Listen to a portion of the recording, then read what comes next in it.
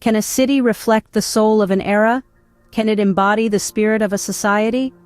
Welcome to an exploration of the city as envisaged in George Orwell's dystopian masterpiece, 1984. This city, Airstrip 1, the principal setting of 1984, is more than just a backdrop for the novel's events. It is a character in itself, a living, breathing embodiment of the stifling, oppressive society that Orwell imagined. As we delve deeper into the intricacies of Airstrip 1, we unearth a city that is as much a symbol as it is a setting. A place where the architecture itself seems designed to oppress, with its grimy, dilapidated buildings and omnipresent surveillance. Airstrip 1 is a city that reflects the totalitarian regime of the party. Its labyrinthine streets are designed to confuse and disorient, a metaphor for the manipulation of truth and reality. The towering ministry buildings, each dedicated to a particular aspect of control, truth, love, peace, and plenty, loom over the city, reinforcing the party's dominance. The city's landmarks, such as the Victory Mansions, embody the ironic use of language in the novel. Despite their grandiose names, these places are anything but victorious or luxurious. They are rundown, grimy, and reek of cabbage, a stark contrast to their names and a reflection of the disparity between the party's propaganda and the grim reality of life under its rule. B-roll, shots of the dilapidated exterior of the Victory Mansions, showing the peeling paint and broken windows. The party's manipulation of language is a key theme in the novel.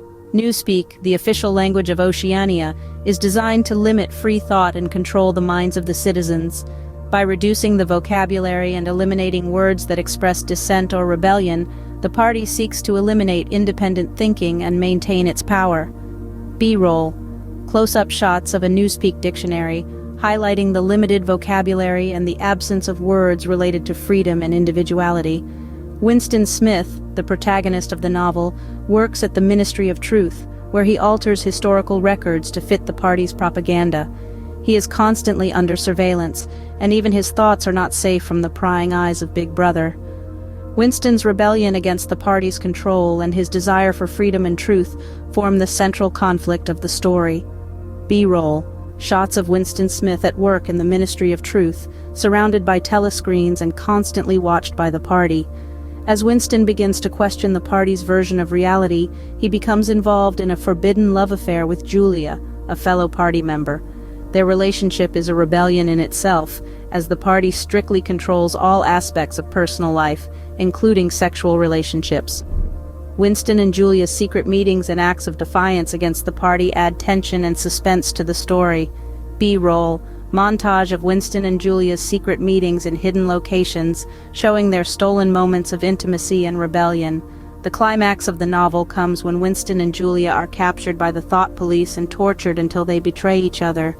Winston's spirit is broken, and he eventually comes to love Big Brother, fully embracing the party's ideology.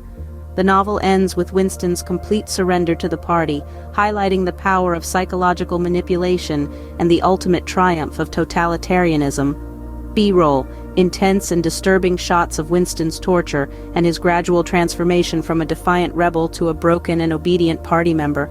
In conclusion, 1984 Inches is a dystopian novel that explores themes of language manipulation, government surveillance, and the struggle for individual freedom. Through its vivid portrayal of a totalitarian society, the novel serves as a warning against the dangers of unchecked power and the erosion of personal liberties. Orwell's powerful storytelling and thought-provoking ideas continue to resonate with readers today. B-roll, wide shots of the cityscape showing the oppressive atmosphere and the constant presence of party propaganda. Airstrip 1 is also a city of contrasts. Amidst the dreariness, there are pockets of beauty, such as the golden country that protagonist Winston Smith dreams about, which serves as a symbol of hope and freedom in a world that seems devoid of both. But even these places are tainted by the party's influence, as evidenced by the telescreens that invade every corner of the city, monitoring its inhabitants and instilling a constant sense of fear and paranoia.